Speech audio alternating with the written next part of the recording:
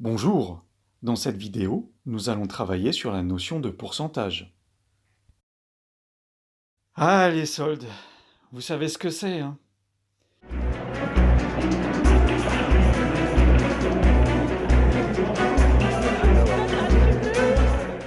Mais qu'en est-il vraiment?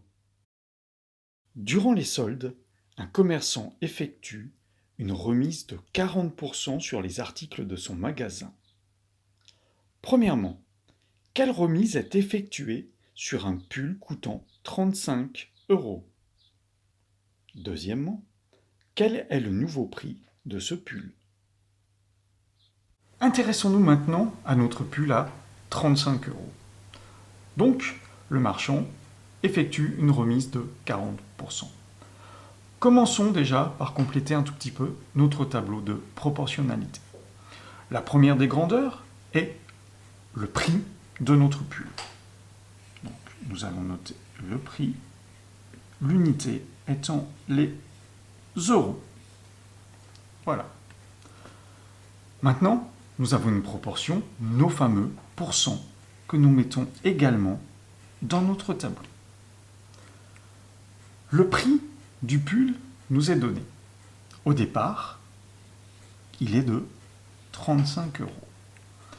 Mais le prix de départ, c'est le prix total. Et la totalité, on a dit que ça correspondait à 100%. Je le positionne dans mon tableau. Nous nous intéressons à la remise. Cette remise est de 40%. Je prends donc la ligne des pourcentages et je positionne mon 40. On voit que j'ai laissé un tout petit peu de place. On va y revenir tout de suite. Alors, de deux choses l'une. On est capable directement, en étant un tout petit peu fort en calcul, de trouver comment est-ce qu'on fait pour passer de 100 à 40, et ça nous permettra de trouver la case manquante, ou alors on va devoir aller un tout petit peu plus doucement, et on va devoir passer par une valeur intermédiaire. Alors si on regarde bien, le 100, le 40, sont deux valeurs numériques qu'on retrouve dans une table de multiplication qui est assez simple. C'est la table de 10. Donc il serait intéressant de passer par la valeur intermédiaire 10. Je la positionne dans mon tableau. Et maintenant, on va se poser la question. Mais pour passer de 100 à 10, comment je procède? On l'a déjà vu précédemment. Je vais diviser par 10. Donc toute opération que j'effectue sur la première ligne, je fais exactement la même opération sur la deuxième ligne. On a vu que c'était une propriété, encore une fois, des tableaux de proportionnalité. Il me reste à effectuer 35 divisé par 10, ce qui me donne 3,5. J'ai trouvé un résultat intermédiaire. Je sais que pour 10%, ça va correspondre à 3,50 €. Mais ça ne m'intéresse pas, 10%.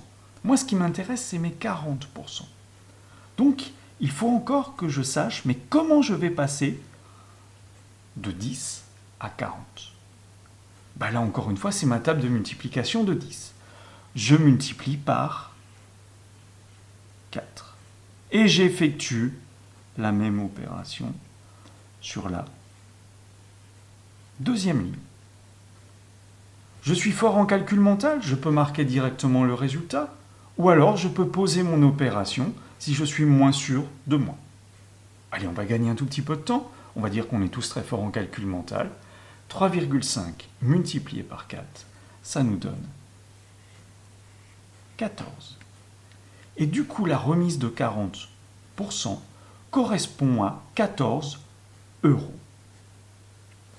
Je peux répondre à la première question qui était posée.